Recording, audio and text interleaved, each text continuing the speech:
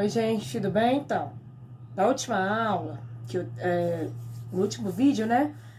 Vocês falaram que o vídeo ficou muito corrido, que o som ficou muito ruim, e de fato ele ficou mesmo, né? Ficou um pouco ruinzinho mesmo, então eu vou gravar, mas assim, espero que vocês já até tenham feito atividade, né? Sobre o Império Napoleônico, sobre o governo de Napoleão.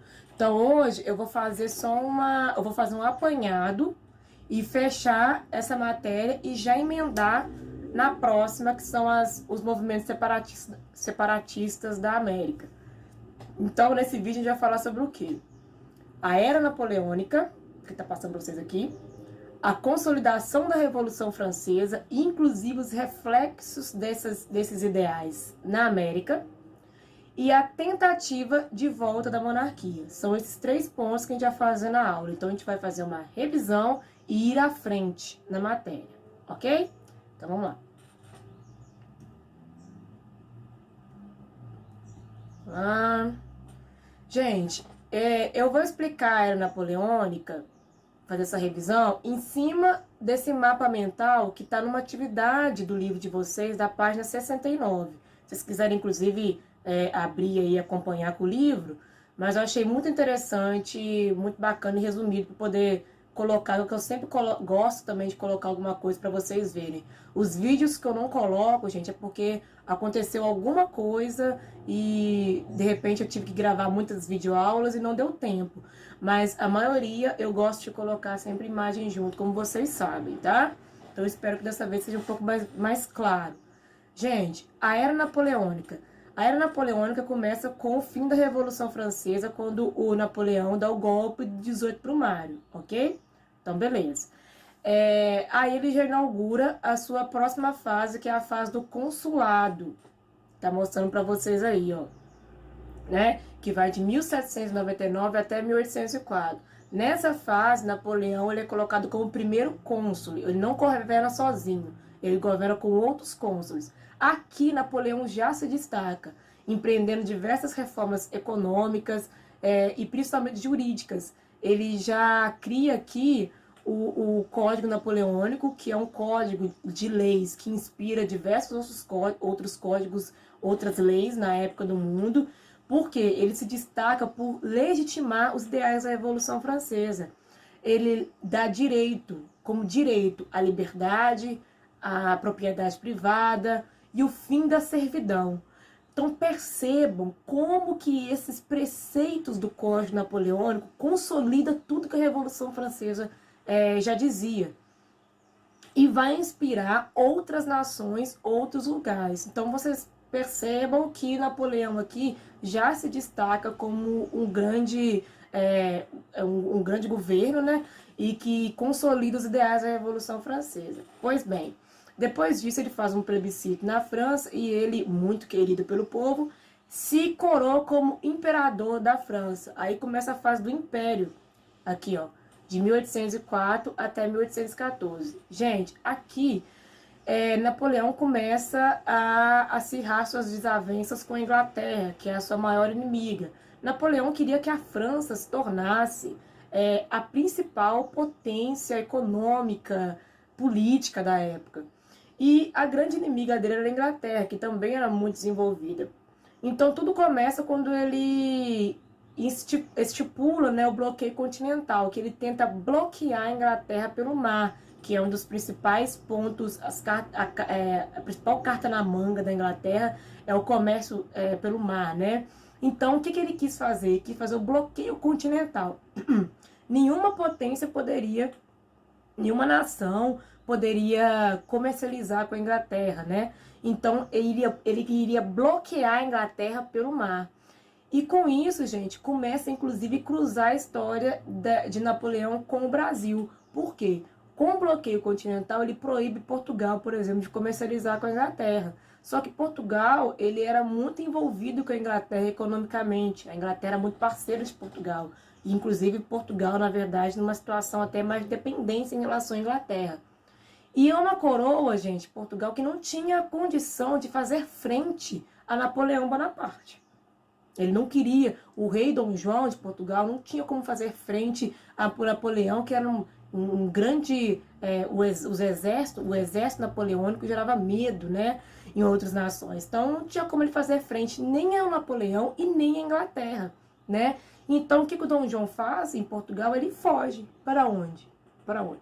Foge para a América, a sua colônia, que era o Brasil, para tentar fugir tanto de Napoleão quanto da Inglaterra. Ele não precisa nem responder, nem ser contra o que Napoleão estipulou e nem ser contra a Inglaterra, sua parceira comercial. Por isso ele foge para o Brasil e é o primeiro passo, vamos dizer assim, para a independência do Brasil, porque agora o rei está aqui, né? Então vamos deixar isso de lado e voltar ao Napoleão. A partir disso, então, não só com o Brasil, com Portugal, mas Napoleão começa a ter que se envolver em diversas disputas militares, nesse seu objetivo de colocar a França no patamar mais desenvolvido da Europa e tudo mais.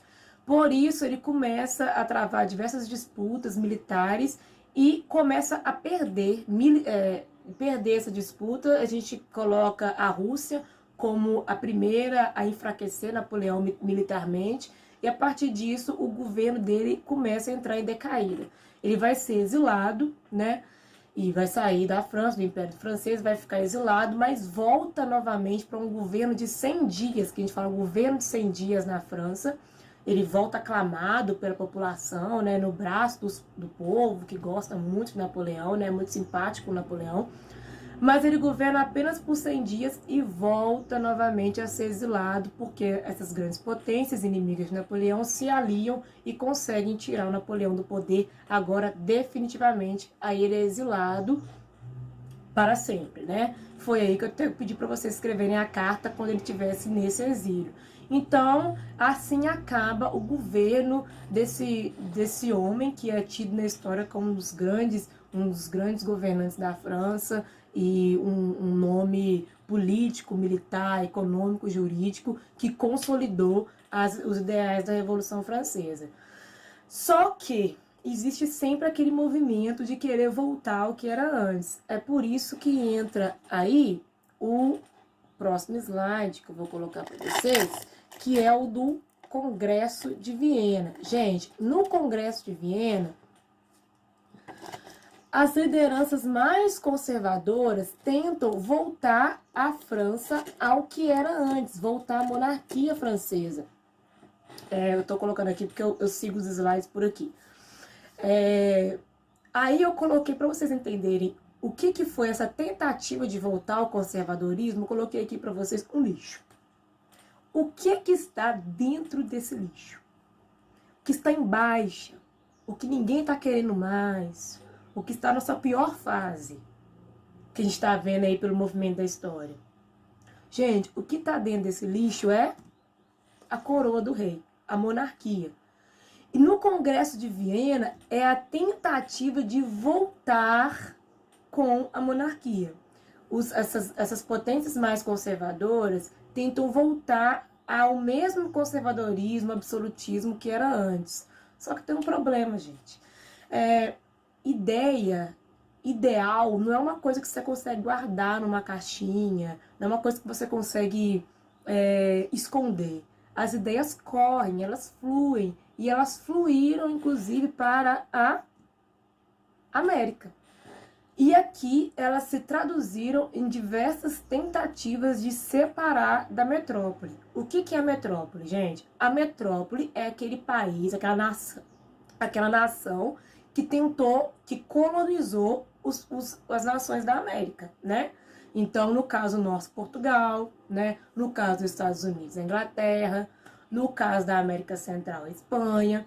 Então, existem essas ideias iluministas de liberdade, a consolidação dos ideais burgueses, do liberalismo, vão chegar aqui na América e vão se traduzir em tentativas de separar desse poder absolutista da metrópole, né? E isso vai acontecer aonde aqui, gente? Em primeiro lugar, nos Estados Unidos, que inclusive vai ser a primeira colônia a se tornar independente na América, independente da Inglaterra. A independência dos Estados Unidos não está nesse livro seu, não, está no livro 2 já, tá?